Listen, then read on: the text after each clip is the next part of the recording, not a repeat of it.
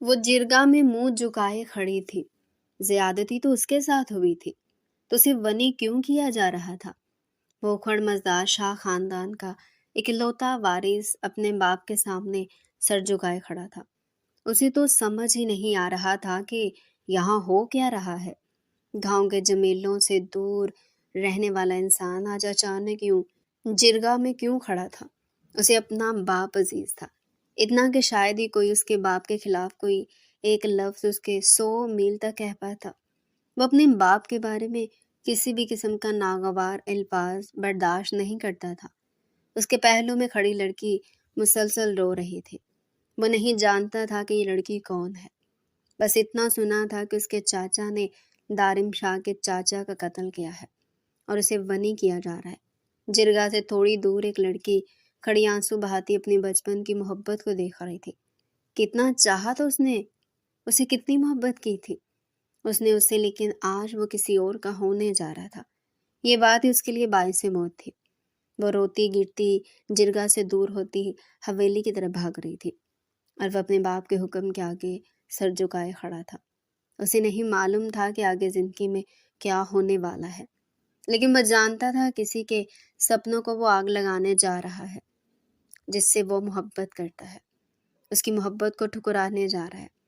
उस लड़की को बनी किया जा रहा है। किसी को कोई एतराज है? दारिम शाह के बाप फयाज शाह की करख्त आवाज जिरगा में बैठे हर फर्द की समायतों से टकराई।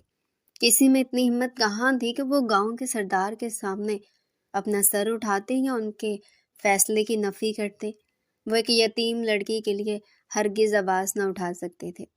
इन सबको अपनी जान प्यारी थी। जुल्म देखना और सहना उनकी जैसे आदत हो गई थी।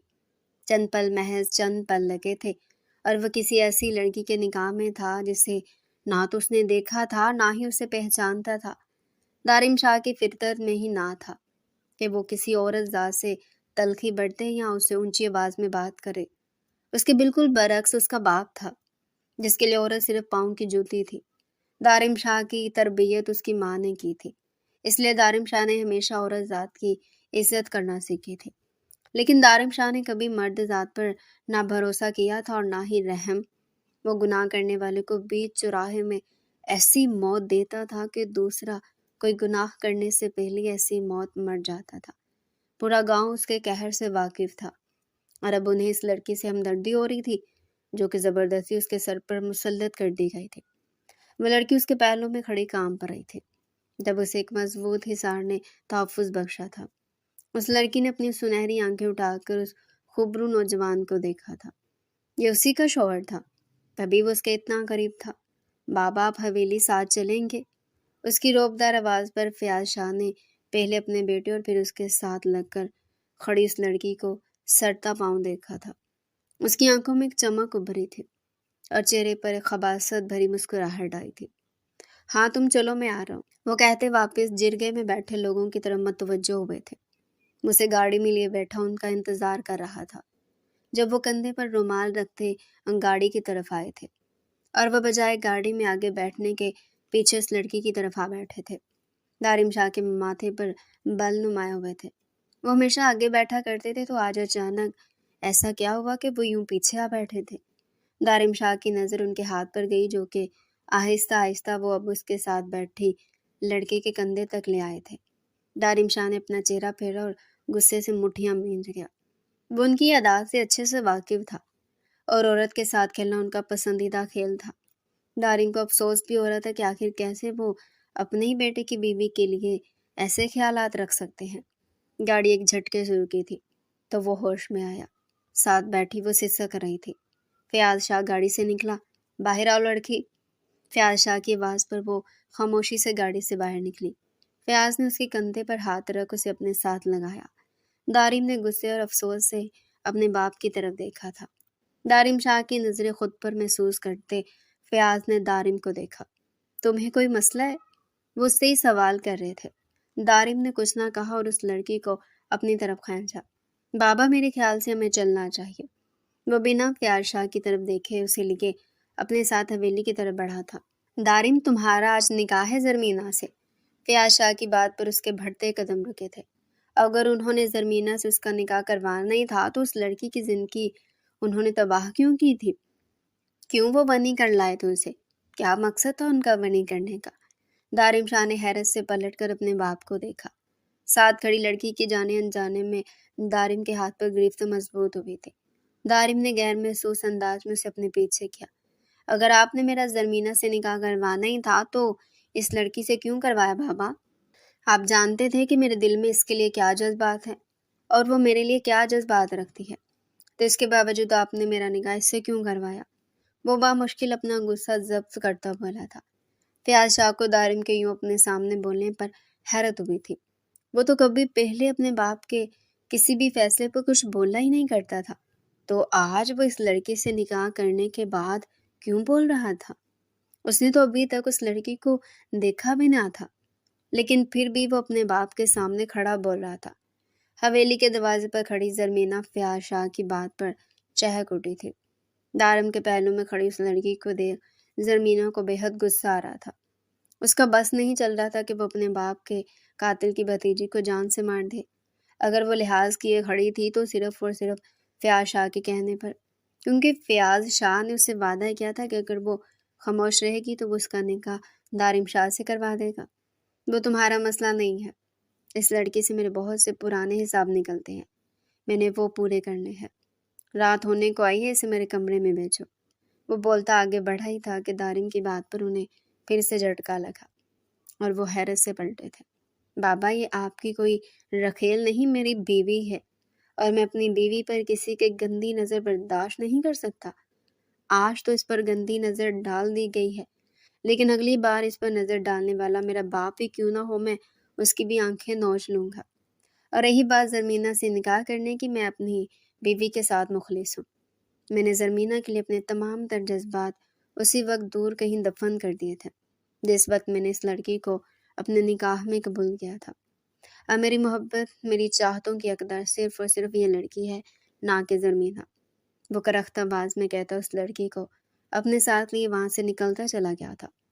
زرمینہ کے دل میں تکلیف اٹھی تھی، جسے اس نے بچپن سے چاہا، محبت کی، وہ اتنی مشکلوں سے تو اس کی محبت میں گرفتار ہوا تھا۔ اچانک یوں ہی ایک پل میں وہ اسے اتنا پرایا کر گیا۔ اسے جاتا دیکھ فیاض شاہ نے غصے سے اپنی گن دارم شاہ کی طرف تانی کہ زرمینہ دروازے کی آڑ سے باہر نکلتی اپنے تایا کے سامنے آئی تھی۔ تایا، آپ نے وعدہ کیا تھا کہ آپ میرا نکاح اس سے کروائیں گے، آپ یوں اسے نقصان نہیں پہنچا سکتے۔ وہ فوراً سے فیاض کے ہاتھ میں پکڑی گن تھام گئی۔ تم نے دیکھا، یہ پہلے کبھی میرے سامنے نہیں بولا، لیکن آج اس لڑکی کے نکاح میں آتے ہی یہ میرے سامنے بول کر گیا ہے۔ یہ تو مجھے کہتا تھا کہ اگر اس کی آخری سانس بھی چل رہی ہو تو تب بھی یہ میرا نام اپنے منہ سے ادا کرے گا۔ وہ میری باہوں میں دم توڑنا چاہتا ہے، لیکن آج یوں ایک لڑکی کی وجہ سے بغاوت کرنے پر دھلا ہے، اپنے ہی باپ سے۔ وہ دہاڑے تھے۔ تایا، آپ جانتے ہیں کہ دارم کی پسند کیسی ہے؟ کہاں وہ گاؤں کی رہنے والی سادہ لڑکی اور کہاں میرا دارم۔ وہ جلدی اسے تنگ آ جائے گا اور واپس وہ میرے پاس ہی آئے گا، اور میں جانتی ہوں وہ اس وقت کہاں گیا ہے۔ کل ہی میں اس کے بعد جاؤں گی۔ لہجے میں بلا کا غرور تھا، چہرے پر ایک شیطانی مسکراہٹ تھی، جیسے وہ سب کچھ فتح کر لینے والی ہو۔ لیکن وہ آنے والے وقت سے بالکل انجان تھی کہ آنے والے وقت میں کون کس کا ہونے والا ہے۔ وہ اس سے بالکل بے خبر تھی۔ وہ یوں ہی چلتا جنگلوں کی طرف اسے لے کر جا رہا تھا۔ دارم کو حیرت ہوئی تھی کہ اس کے ساتھ چلتی لڑکی خاموشی سے بس اس کے ساتھ چل ہی جا رہی تھی۔ کیا اسے ایک دفعہ بھی ڈر نہ لگا تھا کہ اس کے ساتھ کیا سلوک ہونے والا ہے، یا وہ اسے کہاں لے کر جا رہا ہے؟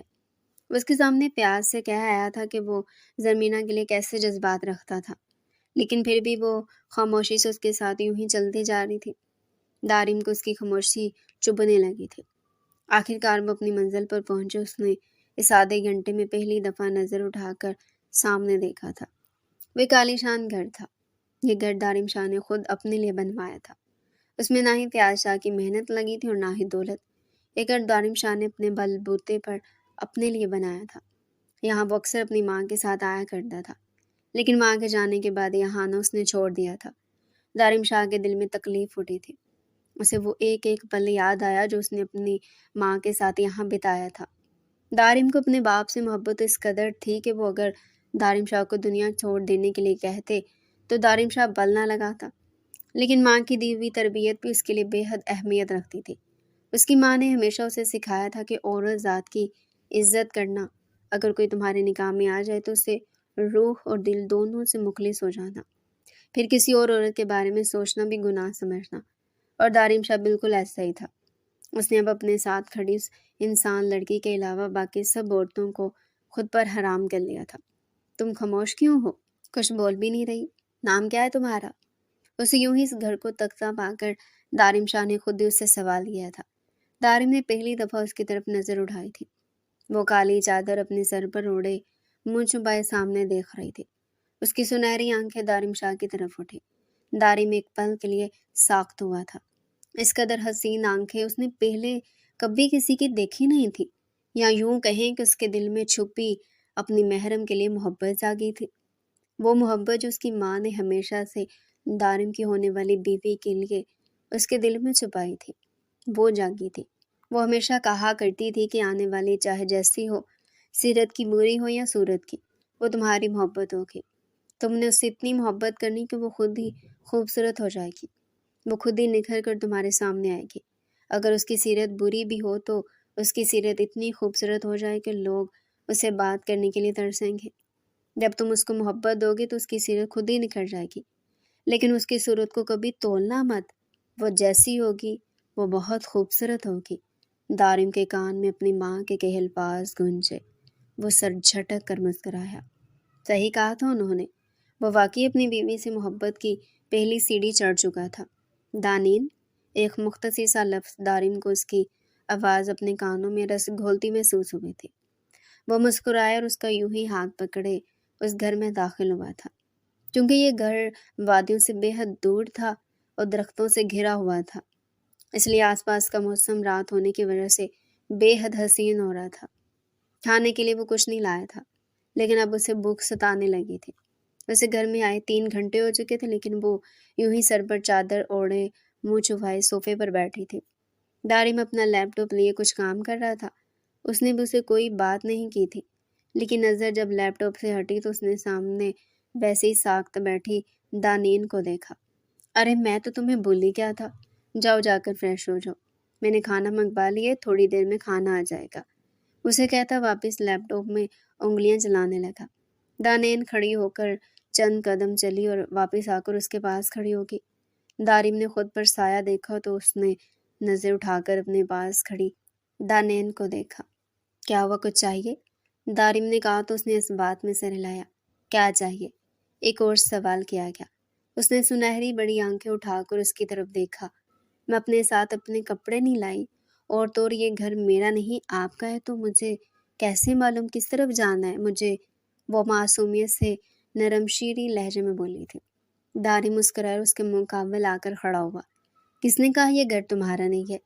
یہ گھر اتنا ہی تمہارا ہے جتنا کہ میرا۔ اور رہی بات تمہارے کپڑوں کی، تو کل ہم جائیں گے شاپنگ کے لیے، تمہیں جو چاہیے ہو جیسا چاہیے ہو تم خرید سکتی ہو، اور تمہیں کمرہ بھی دکھا دیتا ہوں، چلو۔ وہ اپنا ہاتھ آگے کرتا مسکرا کر بولا۔ دارم دانین کو یوں ٹریٹ کر رہا تھا جیسے کہ وہ کوئی بچی ہو۔ دانین نے زور و شور سے اس بات میں سر ہلایا اور دارم کا ہاتھ تھام لیا۔ دارم چند قدم چلا ہی تھا کہ دانین وہیں کھڑی ہو گئی اور چہرہ جھکا گئی۔ اس کے یوں اپنے ساتھ قدم نہ بڑھانے پر دارم نے پلٹ کر دانین کو دیکھا۔ کیا ہوا؟ دارم نے پلٹ کر اس کا چادر میں لپٹا چھپا چہرہ دیکھ کر پوچھا۔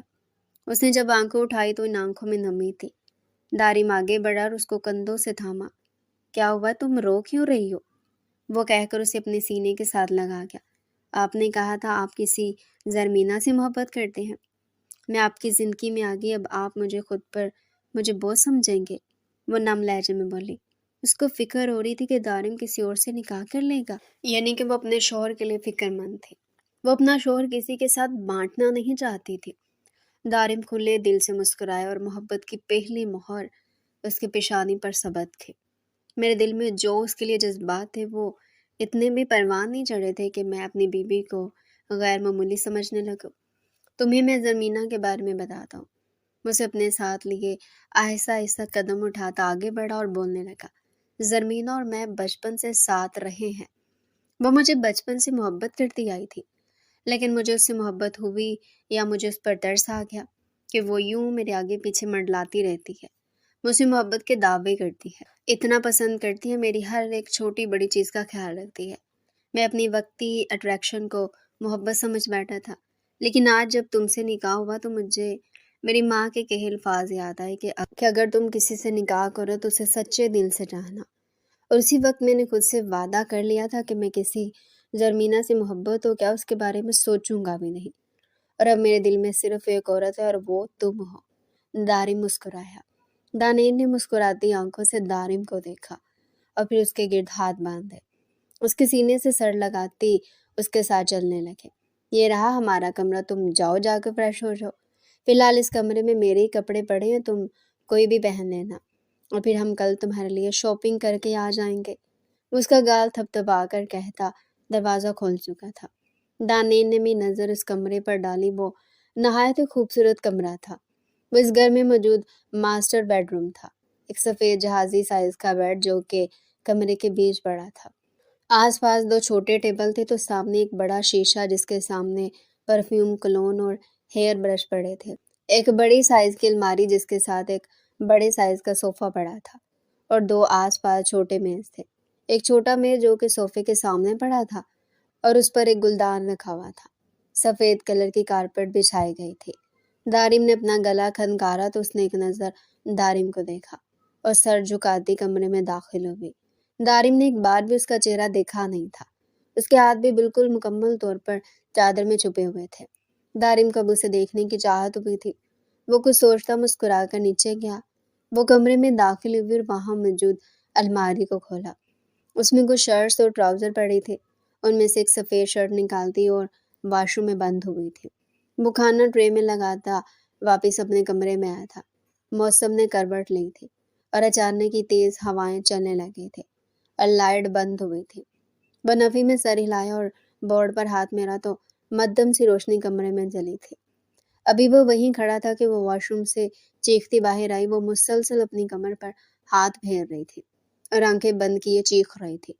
گھٹنوں تک آتی اس کی سفید شرٹ جو کہ ایک کندھے سے سرکی ہوئی تھی، اس کا صاف شفاف دودھیا رنگ کا اندھا جو کہ مدھم سی لائٹ میں مزید خوبصورت معلوم ہو رہا تھا۔ سارم گھنے کالے بال جو کہ کافی لمبے تھے ایک سائڈ کاندھے پر گرائے، وہ اپنی بڑی بڑی آنکھیں بینچے مسلسل گول گول گھوم رہی تھی، لیکن دارم تو اس کے ہوش ربا سراپے میں کھویا تھا۔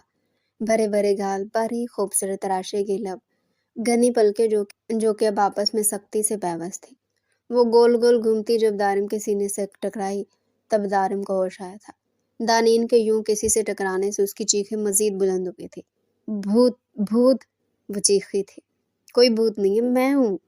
دارم اس کے لبوں پر ہاتھ رکھتا اس کے کانوں میں سرگوشی کر رہا تھا۔ وہ خاموشی سے کھڑی آنکھیں بند کی اس کے سینے پر سر ٹکائے بار بار کمر پر ہاتھ پھیر رہی تھی۔ دارم نے اس کا رخ پلٹا اور شرٹ نیچے سرکائی۔ شرٹ کے کچھ بٹن کھولو۔ دارم کے کہنے پر دانیل نے فوراً شرٹ کے 3 بٹن کھول دیے تھے۔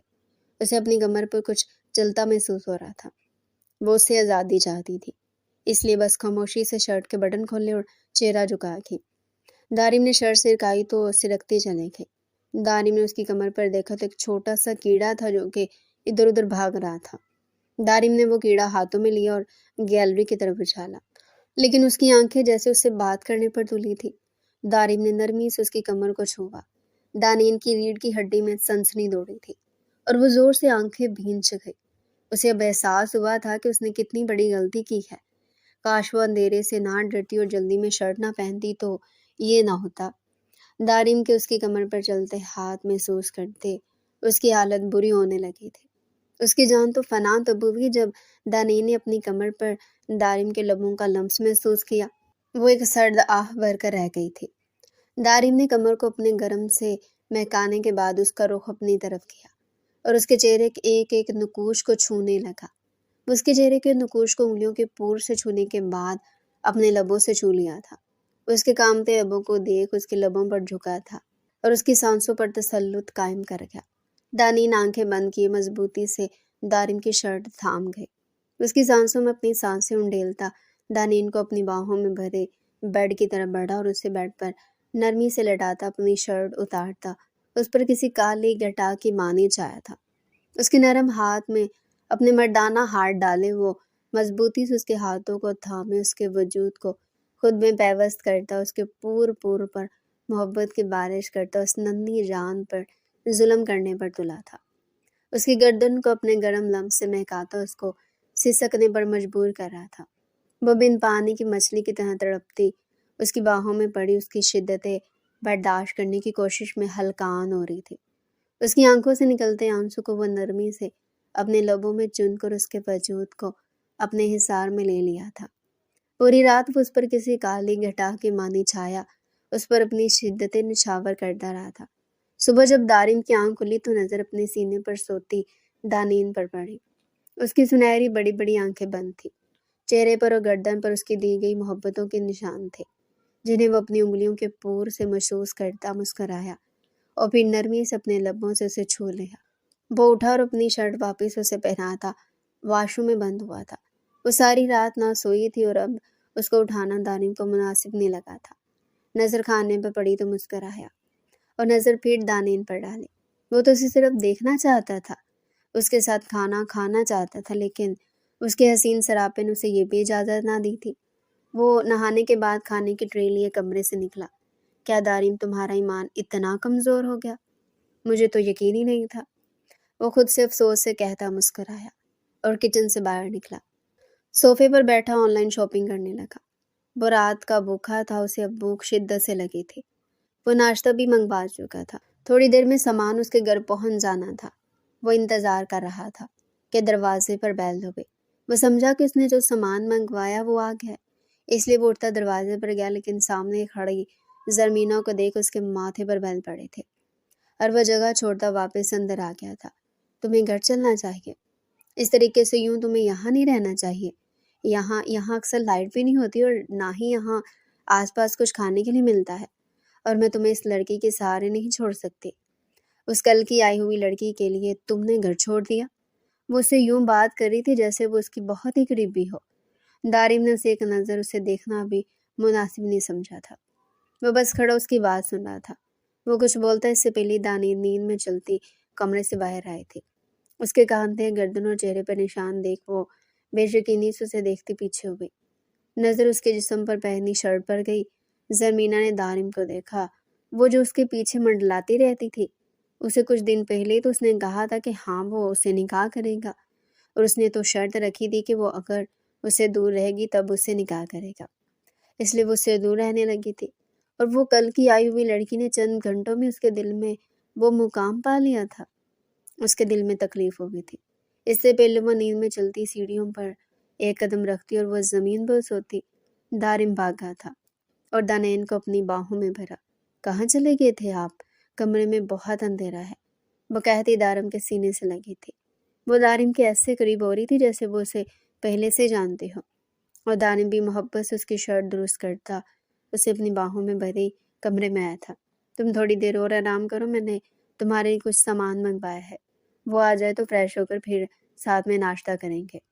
وہ محبت سے بولتا اس کی پیشانی چوم کر واپس کمرے سے نکل گیا تھا۔ دانین نے کمفرٹر اچھے سے خود پر اوڑھا اور سو گئی۔ تم ایسا نہیں کر سکتے دارم، تم نے مجھ سے، وہ ایک ہاتھ بڑھا کر اس کے کندھے پر ہاتھ رکھنے لگی تھی کہ وہ اسے ایسے دور ہوا جیسے وہ کوئی اچھوت چیز ہو۔ زرمینہ نے اپنے بڑے ہاتھ کو دیکھا اور پھر وہ ہاتھ نیچے کر کے منہ جھکائے رونے لگی۔ دیکھو زرمینہ، تم اچھے سے جانتی ہو کہ اس دن تم اپنی جان دینے والی تھی۔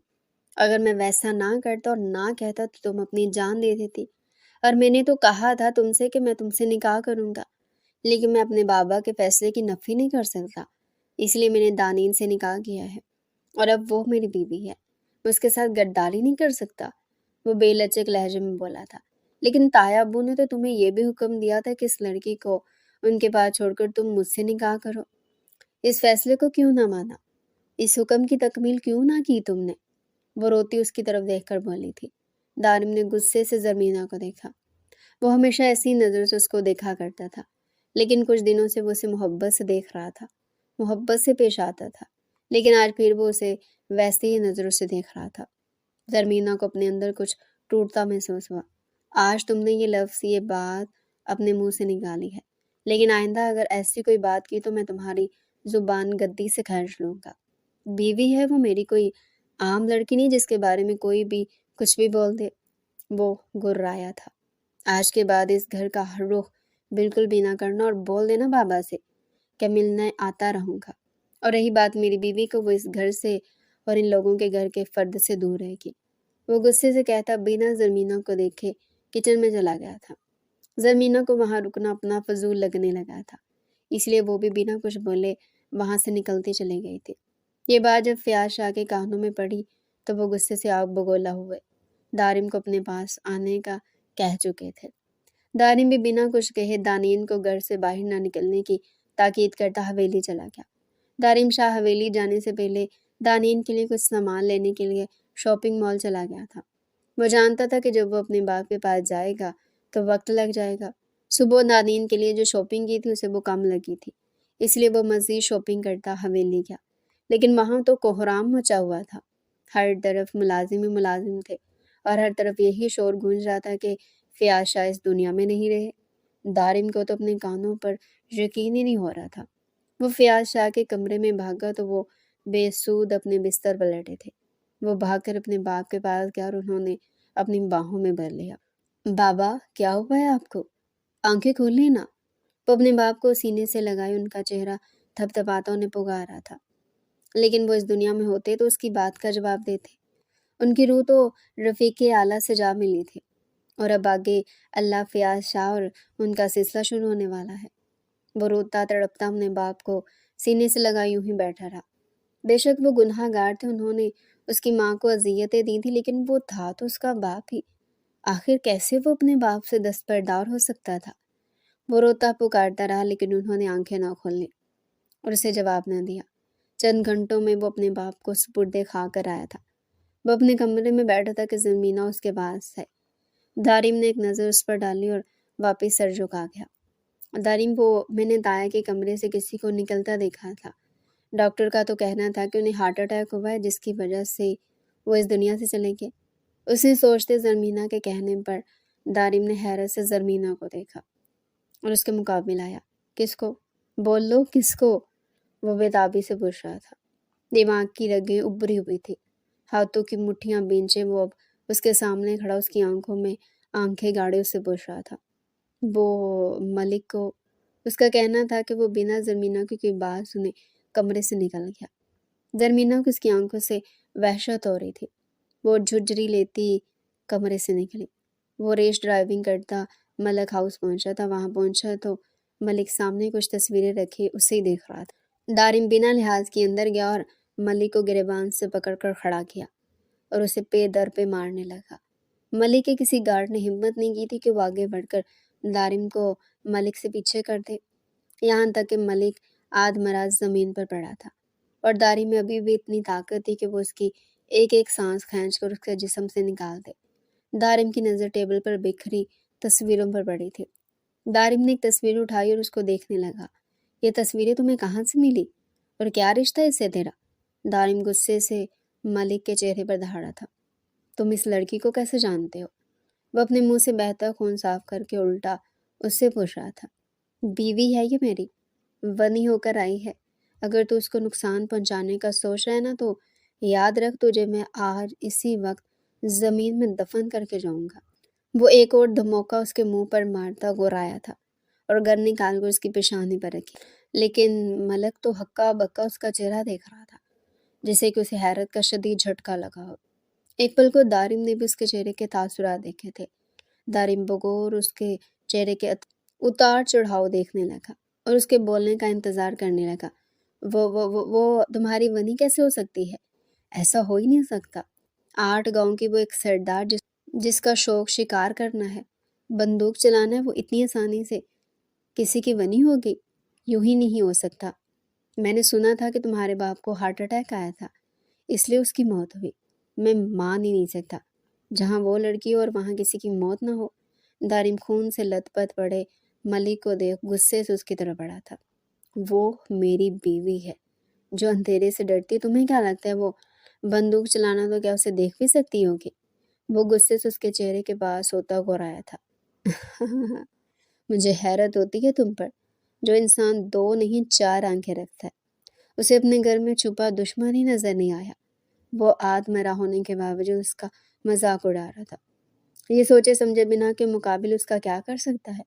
وہ غصے سے اسے وہیں چھوڑ اپنے گھر پر گیا تھا، جہاں وہ اپنی معصوم بیوی کو چھوڑ کر آیا تھا۔ دارم شاہ کو تو اب بھی یقین نہیں آ رہا تھا کہ اس کی بیوی ایسا کچھ بھی کر سکتی ہے۔ وہ بس اپنی آنکھوں سے اسے دیکھنا چاہتا تھا، اسے پوچھ کر اپنے دل کو تسکین دینا چاہتا تھا کہ جو اس نے سنا ہے وہ بالکل غلط ہے۔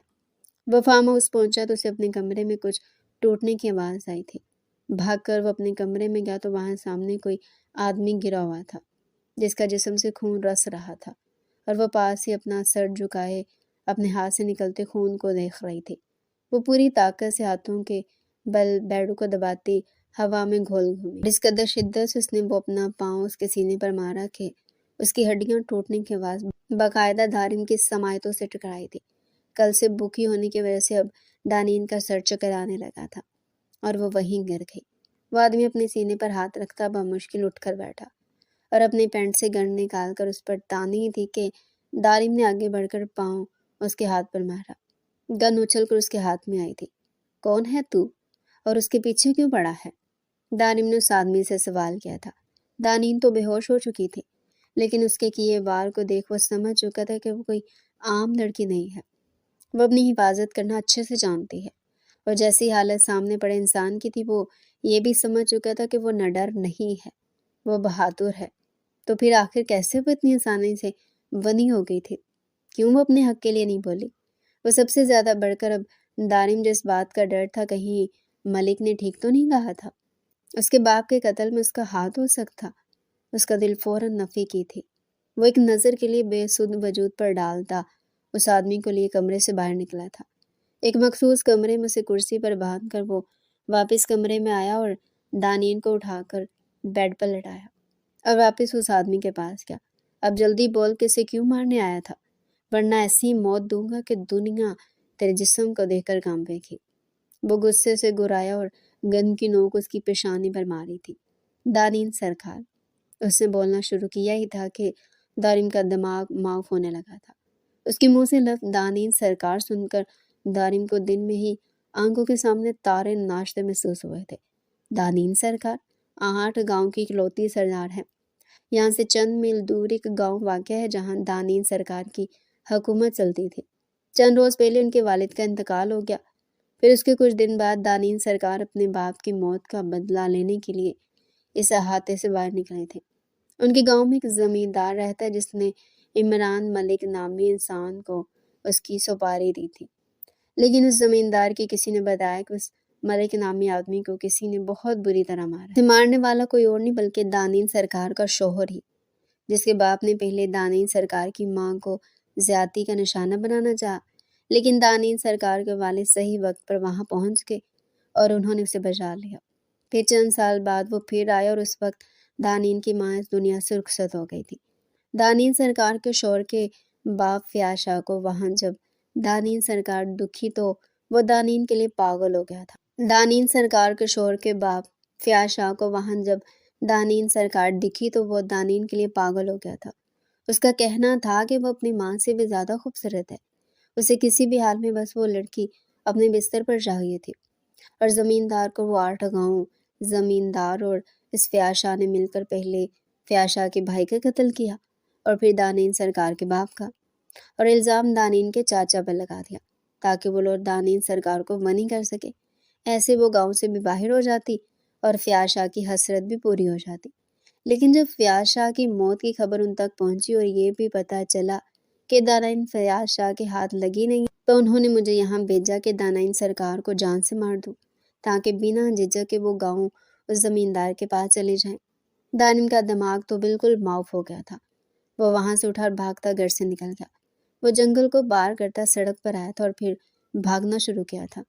وہ بھاگتا چلا جا رہا تھا، اسے جلد سے جلد اپنے باپ کے پاس پہنچنا تھا۔ وہ جیسے ہی قبرستان میں داخل ہوا تو اپنے باپ کی قبر پر جا بیٹھا اور دعا کے لیے ہاتھ اٹھائے۔ اے میرے اللہ، میں جانتا ہوں میرے باپ نے بہت گناہ کی ہے، زنا کیا ہے، معصوم لوگوں کو ستایا ہے۔ اللہ کوئی تو ایسا ثواب ہوگا نا جو انہوں نے کیا ہوگا، کوئی تو ایک ایسی نیکی ہوگی نا جو ان کی آپ کو پسند آئی ہوگی۔ یا اللہ اس نیکی کے صدقے انہیں بخش دینا۔ اللہ میں نے اپنے باپ کو کبھی تکلیف سے 2 چار نہیں ہونے دیا۔ اے میرے مالک، میرے بابا کو معاف کر دینا اللہ۔ وہ روتا گر گڑا تھا، اپنے رب سے دعا گو تھا، لیکن معافی مانگنے کا وقت نکل چکا تھا۔ فیاض صاحب اپنے مالک کے آگے تھا، اب اس جہاں کا مالک، سب کا پروردگار اس کا فیصلہ کرنے والا تھا، اور قبر کا حال تو مردہ ہی جانتا تھا کہ کیا ہو رہا ہے۔ دارم کو نہیں معلوم تھا کہ اب اس کے باپ کا کیا ہونے والا ہے، بس وہ روتا اپنے مالک سے دعا گو تھا۔ وہ جانتا تھا کل کائنات کا عفو درگزر کرنے والا رحیم و کریم ہے۔ وہ اپنے باپ کی قبر پر رونے کے بعد اٹھا اور ہمت کرتا واپس گھر چلا گیا تھا۔ اس وقت رات کے 8 بج رہے تھے اور دانین کل سے بھوکے تھے۔ اس کی بھوک کا خیال کرتا وہ کھانا لے کر گھر گیا تھا، لیکن یہ کیا، وہاں تو دانین تھی ہی نہیں اور نہ ہی وہ آدمی تھا۔ دارم کیسے بھول گیا تھا کہ وہاں آدمی دانین کا دشمن تھا، اور وہ یوں ہی دانین کو اس آدمی کے ساتھ چھوڑ کر بھاگ گیا تھا۔ دانین، دانین، اس نے خود کو یقین دلانا چاہا کہ دانین یہی ہے، ابھی باہر نکل کر آئے گی اور اس کی بات کا جواب دے گی، لیکن جواب ندار تھا۔ وہ گھر سے باہر نکلتا چلا گیا۔ وہ آس پاس میں موجود تمام گاؤں کو جانتا تھا، اس لیے سیدھا انہی گاؤں کی طرف گیا جس گاؤں کا ذکر اس آدمی نے کیا تھا۔ وہ خون میں لت پت سر ایک سائڈ کو گرائے بے ہوش پڑی تھی، سر سے خون بہہ رہا تھا اور اس کا ہونٹ پھٹ چکا تھا، گلے پر انگلیوں کے نشان صاف واضح تھے۔ اس کو ہوش میں لاؤ اور گاؤں کے پیپرز کا پوچھو اس سے۔ وہ ایک زوردار تھپڑ دانین کے منہ پر مار کر بولا، صاحب یہ کچھ زیادہ ہی ہو رہا ہے، آپ جانتے ہیں نا اگر وہ ہوش میں آ گئی تو وہ ہمارا کیا حال کر دے گی، تب تو اسے یہ رسیاں بھی نہیں روک پائیں گے۔ ان میں سے ایک آدمی ڈرتے ہوئے بولا، تو اب تو کیا بول رہا ہے، اس کے ڈر سے اسے ہوش میں نہ آنے دوں؟ اس کی آپ جیسی حالت ہے، یہ ہوش میں آ کر کسی سے لڑنا تو کیا کسی سے بات بھی نہیں کر سکے گی۔ اس کے زخمی وجود کو دیکھتا خباثہ سے ہنس کر بولا تھا، اسے ہوش میں لاؤ۔ وہ بول کر پیچھے ہوا۔ دوسرا آدمی ڈرتے ڈرتے آگے بڑھا اور ایک ٹھنڈے پانی کی بالٹی لا کر اس کے منہ پر پھینکی۔ ہوش میں آئی تھی اور اپنا سر جھکائے غائب دماغی سے ادھر ادھر دیکھنے لگی۔ وہ آس پاس کی جگہ کو دیکھ کر پہچاننے کی کوشش کر رہی تھی کہ وہ اس وقت کہاں ہے۔ پوچھو اس سے کہ 8 گاؤں کے کاغذات کہاں ہے۔ نہیں بتاؤں گی، اگر تو میری جان بھی کیوں نہ لے لے تب بھی نہیں بتاؤں گی۔ اگر تو چاہتا ہے تو زندہ رہے تو وقت ہے تیرے پاس، مار دے مجھے، صرف 50 سیکنڈ، صرف 50 سیکنڈ دوں گی میں تجھے، مار دے مجھے، ورنہ بیچ چوراہے پر ایسی موت تجھے دوں گی کہ اگلی تیری 8 نسلیں کسی بھی گاؤں کا نام لینے سے پہلے بھی 1000 دفعہ سوچے گی۔ وہ منتی منتی آنکھوں سے سامنے کھڑے زمیندار کو دیکھ کر بولی۔ رسی جل گئی لیکن بل نہیں گیا۔ وہ غصے سے آگے بڑھا اور دانین کے منہ پر ایک تھپڑ مارا۔ دانین کا چہرہ ایک سائڈ کو گرا اور اس نے طنزیہ مسکراہٹ اپنے چہرے پر سجائے سامنے کھڑے زمیندار کو دیکھا۔ 20 سیکنڈ، طنزیہ مسکراہٹ چہرے پر سجائے وہ بولی تھی، صاحب ہمیں میری جان پیاری ہے، آپ کو یہ لڑکی چاہیے تھی، ہم نے یہاں تک پہنچا دی، اب آگے آپ جانو، آپ کا کام جانے۔ ان میں سے ایک آدمی کہتا وہاں سے بھاگ گیا، جبکہ وہاں دوسرے کھڑے آدمی نئے تھے جس کی وجہ سے وہیں کھڑے ہیں۔ تمہارا وقت ختم ہوا۔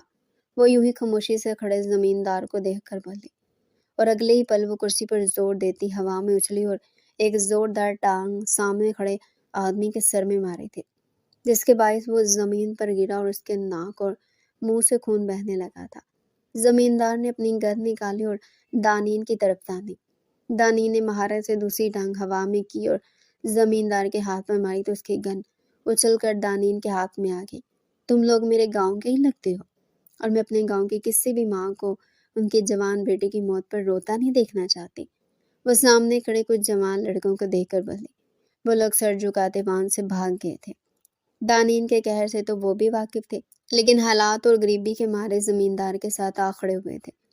انہوں نے وہاں سے بھاگنا ہی مناسب سمجھا۔ زمیندار دانین کو ان لڑکوں سے بات کرتا دیکھ وہاں سے بھاگنے لگا تھا۔ وہ آگے بڑھی اور زمیندار کے منہ پر پے در پہ مکے مارے، جس کی وجہ سے اس کے ناک اور منہ سے خون بہنے لگا تھا۔ دانین کو کمزوری صاف محسوس ہو رہی تھی، لیکن اگر اس وقت وہ کمزور پڑ جاتی تو یقیناً وہ زمیندار اپنے مقصد میں کامیاب ہو جاتا۔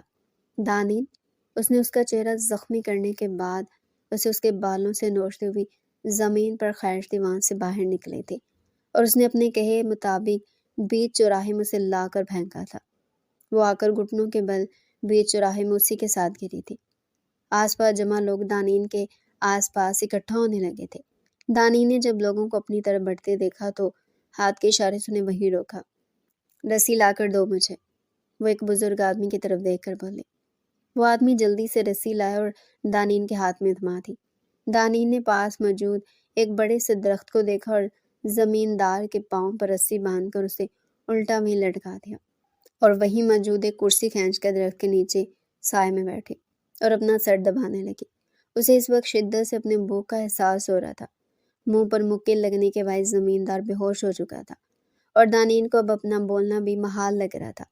दानीन ने वहां खड़ी औरतों की तरफ देखा जो दानीन को खून में लथपथ नम आंखों से देख रही थी। वो अपने गांव की सरकार तो कैसे बोल सकती थी? वैसे शख्स की बेटी थी जिन्होंने 8 गांव की जमींदारी को अपने कांधों पर ले रखा था और इन 8 गांव में कभी भी किसी को गम से दो चार नहीं होना पड़ा था। यहाँ तक कि वो अपने गांव के लोगों को बिल्कुल अपने घर के फर्द जैसा समझते थे। हर खुशी हर गम में वो उनके साथ खड़े रहते, उनकी हर छोटी बड़ी ख्वाहिशात का ख्याल रखते, उनकी माली मदद करते। और उनकी बेटी भी बिल्कुल उन जैसी थी, बहादुर, नाडर, रहमदिल। लेकिन उनके जाने के बाद से उन्होंने दानीन को ना देखा था और आज वो उनके सामने आई तो ऐसी हालत में थी। सब अफसुर्दगी से बस दानीन को देख रहे थे। मुझे भूख लगी है, कल से कुछ नहीं खाया, खाना दो मुझे। दानीन का कहना था कि गांव में भगदड़ मच गई।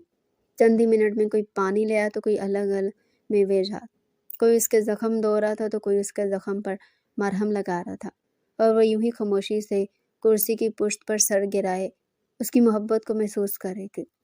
वो उठी और कपड़े बदलने की घर से घर में जा बंद हुई। वो बाहर आई तो वो अपने पुराने वाले हुलिये में ही थी। घुटनों तक आती एक सादा सी काली फ्रॉक, बाल जूड़े की शक्ल में कैद किए हुए थे, हाथों और चेहरे पर मरहम लगी हुई थी। वो मुश्किल लड़खड़ाती कुर्सी पर आकर बैठी जहाँ एक छोटे टेबल पर सब लोगों ने खाना रखा था।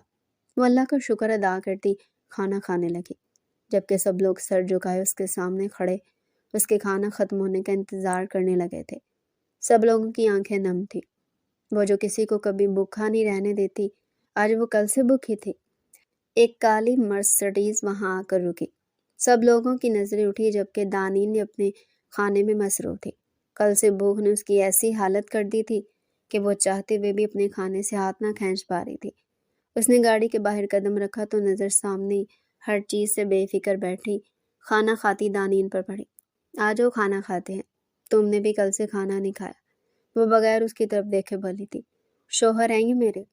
सब गाँव वालों को उलझन का शिकार देख दानीन खुद ही कहा था। एक और कुर्सी दानीन के सामने लगा दी गई थी और वो जैसे जैसे कदम उठाता आगे बढ़ रहा था वैसे सबने उसके सामने सब लोग अपना सर झुका के, दानीन क्या सच में तुमने ही मेरे बाबा को? वो अपनी बात अधूरी छोड़ गया। उसकी नज़रों में बेयकीनी ही बेयकीनी थी, आंखें नम हुई थी। दानीन कुछ बोलती उससे पहले वह जमींदार होश में आया था। दानीन उठी और पास खड़े एक आदमी की तरफ देखा। उसका इशारा समझता अपने घर की तरफ भागा और जब वो वापिस आया तो उसके हाथ में एक गन थी। दानीन ने वो गन ली और दानीन के मुकाबले लाई। उसकी आंखों में आंखें गाड़ी और गन लोड की। दानीन ने बिना जमींदार की तरफ देखे बिना सोचे समझे गोलियां चला दी थी। अब वहां का मंजर कुछ ऐसा था कि जमींदार की लाश दरख्त के साथ लटकी हुई थी। उसके सर में सीने में गोलियां लग चुकी थी। उसका मुर्दा वजूद दरख्त के साथ लटक रहा था। अगर आइंदा मैंने देखा कि इस गांव में कत्ल करना तो दूर की बात, अगर किसी ने ऐसी साजिश भी की तो उसका अंजाम मैं इससे बदतर करूंगी। मदारिम की आंखों में आंखें डाले दहाड़ी थी। सब लोगों ने अपने सर झुकाए। आखिर कैसे वो एक औरत जात होकर यूं सरेआम कत्ल कर गई थी? दारिम को अब अपना खड़ा रहना महाल लगने लगा था। उसे चंद कदम पीछे हुआ और बिना दानीन की तरफ देखे वहां से भागता चला गया। वो अपनी गाड़ी भी वहीं छोड़ आया था। उसे नहीं समझ आ रही थी कि उसे कहाँ जाना है। उसके लिए तकलीफ दे था कि उसने जिस औरत को अपने दिल में आला मुकाम दिया वही औरत उसके बाप की कातिल निकली। 1 साल बाद दारिम जब से वहां से पलट कर गया था उसने एक दफा भी पलट कर दानीन को देखना मुनासिब नहीं समझा था। वो दानीन को अपने कातिल समझकर उसे दूर होता चला गया था। दानीन भी अपने गांव में इस हद तक मसरूफ हो गई थी कि उसे ना अपना होश रहता ना ही अपने वजूद में पलती उस नन्ही से जान का। सरकार खबर मिली है कि दारिम शाह आज किसी औरत से निकाह करने जा रहा है और उसने तलाक के कागजात भेजे हैं। उस मुलाजिम का कहना था कि दानीन के पेपर पर चलते हाथ रुके और उसने कहर आलूद नजर सामने खड़े उस मुलाजिम पर डाली और पेन को ढक्कन लगाती उठी। गाड़ी निकालो। वो बिना उसकी बात का जवाब दिए कहकर आगे बढ़ी। पीछे पीछे वो मुलाजिम उसकी पैरवी करता चल रहा था और इसीलिए शाह हवेली की तरफ बढ़ा। क्या बात है दारिम शाह, मुझे बताए बिना ही शादी कर लोगे? वो शाह हवेली में दाखिल हुई थी। ये सामने बैठे दारिम शाह और मौलवी को देखकर बोली थी। दारिम शाह ने एक नज़र दानीन को देखा। वो बिल्कुल वैसी थी, बस वजूद उसका पहले से भरा भरा दिखाई दे रहा था। चेहरे पर एक अलग चमक थी, आंखों में बला का कहर था। मौलवी साहब, निकाह पढ़ाएं। दारिम ने बिना दानीन को जवाब दिए मौलवी को कहा, और अगर आज उसने ये निकाह पढ़वाया तो ये उसकी ज़िंदगी का आखिरी निकाह होगा। वो छोटे छोटे कदम उठाती चलते दारिम शाह के सामने आकर बैठी थी। उसके इर्द गिर्द चादर लिपटी हुई थी। दारिम ने इतनी बारीक बीनी से उसका जायजा लिया था, लेकिन फिर भी वो कुछ समझ नहीं पाया था। तुम्हें क्या लगता है सब कुछ तुम्हारी मर्जी से होगा? दारिम शाह खड़ा होता दहाड़ा। तुम्हें क्या लगता है दारिम शाह, मैं तुम्हें तुम्हारी मर्जी से चलने दूंगी? वो भी उसके मुकाबले लाकर इतनी ही आवाज में दहाड़ी थी, लेकिन अगले पल अपना पेट पकड़ती वह जमीन पर गिरती चली गई। पीछे दानीन के साथ आया मुलाजिम दानीन के पास आया। सरकार, आपको कहा था इस हालत में आपको सफ़र नहीं करना चाहिए, और चीखना तो बिल्कुल भी नहीं चाहिए था, बच्चे को नुकसान पहुंच सकता है। वो फिक्रमंदी से दानीन की चादर ठीक करता बोला। दारिम तो लफ्ज़ बच्चे पर ही अटक गया था। दारिम ने उस मुलाजिम को पीछे किया और दर्द से कराहती दानीन को अपनी बाहों में लिए हवेली से निकलता चला गया। मुबारक हो मिस्टर, दारिम बेटी हुई है। डॉक्टर ने आकर बताया तो दारिम का तो हवा में उड़ने लगा था। आखिर इतनी बड़ी खुशी जो उसे मिली थी, वो अपने सारे गिले शिकवे भुलाए दानीन के पास गया था, जो अपनी गोद में उस नन्ही सी परी को लिए बैठी उससे ही देख रही थी। दानीन ने दारिम को देख उस बच्ची का चेहरा छुपा लिया और मुंह मोड़ लिया। आप क्यों आई हैं यहाँ? वो खुफकी से बोली। मैंने तुमसे बात करने की कोशिश नहीं की तो तुमने भी एक दफ़ा मुझसे बात करने की कोशिश की? वो बिना उसकी खफकी की परवाह किए उसके हाथ से उस नन्ही सी परी को ले चुका था। दानीन, ये देखो, ये तो बिल्कुल मुझ जैसी है। इससे पहले दानीन कुछ बोलती वो चहक कर बोला था, जी नहीं, ये मुझ पर गई है, मुझ जैसी है। उसके गाल तो देखो, आपको अपने इतने नरम सुरख गाल कहाँ से दिखते हैं? वो चिढ़ कर बोली थी। हाँ, बस रंग मुझ पर गया है, लेकिन वैसे दिखने में तो ये मुझ जैसी है। वो फिर भी बाज नहीं आया था। उस नन्ही परी को चूमता दानीन के पास बैठा था। तुमने मेरे बाप को मारने से पहले एक दफा भी नहीं सोचा कि इसका हमारे रिश्ते पर क्या असर पड़ेगा? दानिम ने इस नन्हे बुजुर्ग को देखते हुए दानीन का हाथ पकड़कर पूछा। उनकी मौत हार्ट अटैक से हुई थी। मैंने तो बस उन्हें हकीकत का आईना दिखाया था, लेकिन वो बर्दाश्त ही ना कर सके और इस दुनिया से चले गए। मैंने उनके गुनाह उनके सामने रखे थे। बस आप गोई से कहती चेहरा झुका के, तुमने एक दफ़ा भी आकर मुझसे मिलना मुनासिब नहीं समझा, और इतनी बड़ी बात तुमने मुझसे छुपाई। वो शिकवा कुन लहजे में बोला। मैं तो आपको बताना चाहती थी, लेकिन आप ही न जाने कहाँ गुम थे। और उस दिन जब मैंने मुलाजमा को जरमीना के पास भेजा कि वो दारिम शाह तक मेरा पैगाम पहुंचा दे कि दानीन उनसे मिलना चाहती है, लेकिन जरमीना ने साफ साफ मना कर दिया कि वो दारिम को कुछ नहीं कहेगी, और दारिम तो मुझसे मिलना ही नहीं चाहता। वो अपना हाथ उसके हाथ से छुड़वाती बोली थी। तो तुमने खुद ही मुझसे मिलने की कोशिश ना की? वो फिर भी उससे शिकवा कर रहा था। आपने की? बोल्टा उससे शिकवा कर बैठी थी। मैं आपके साथ एक नई शुरुआत करना चाहती हूँ। क्या ऐसा हो नहीं सकता कि मैं अपनी बेटी के साथ और अपने शौहर के साथ एक नई शुरुआत करूँ? वो उम्मीद भरी नज़रों से उसे देखकर बोली थी। मुझे खुशी हो गई कि मैं तुम्हारे साथ एक नई शुरुआत कर रहा हूँ, वो कहकर मुस्कुराया। और जरमीना का क्या, जैसे आप निकाह करने जा रहे थे? वह गुस्से से उसे देखकर बोली थी। कौन सा निकाह, और कब हो रहा था मेरा निकाह उससे? वह हैरत से मुंह खोले उसी से पूछ रहा था। आप मुंह पर झूठ बोल रहे हैं। जब मैं वहां गई थी तो मौलवी साहब आपका और जरमीना का निकाह पढ़ाने लगे थे, वह हैरत से बोली थी। दारिम बिल्कुल ही भूल गया था कि वो निकाह छोड़कर यहाँ आया है। बेगम साहिबा, जरमीना का कुछ माह पहले निकाह हो चुका है। अब वो यहाँ नहीं रहती, तो मुझसे इस कदर दस्तबरदार हो गई थी कि मुझे ये सब करना पड़ा। वो मुलाजिम मेरे कहने पर ही तुम्हारे पास गया था। तुम्हें क्या लगता है तुम मुझ पर नजर रखोगी और मुझे पता ही नहीं चलेगा कि तुमने मुझ पर नजर रखी है? दानीन ने हैरत से दारिम को देखा। यानी कि वो सब कुछ झूठ था? मुलाजिम को उसके पास आना और उसे हवेली लेकर जाना सब दारिम के कहने के मुताबिक हुआ था? जी जी बेगम, सब मेरे कहने पर ही हुआ है। اس کی آنکھوں میں سوال پڑتا، اس کے سر پر ایک چپڑ لگاتا بولا، چند ماہ بعد، یار مجھے تو سمجھ نہیں آ رہا میں اس کا ڈائپر کیسے چینج کروں۔ میں کون سا ساری زندگی بچوں کے ڈائپر چینج کرتا آیا ہوں۔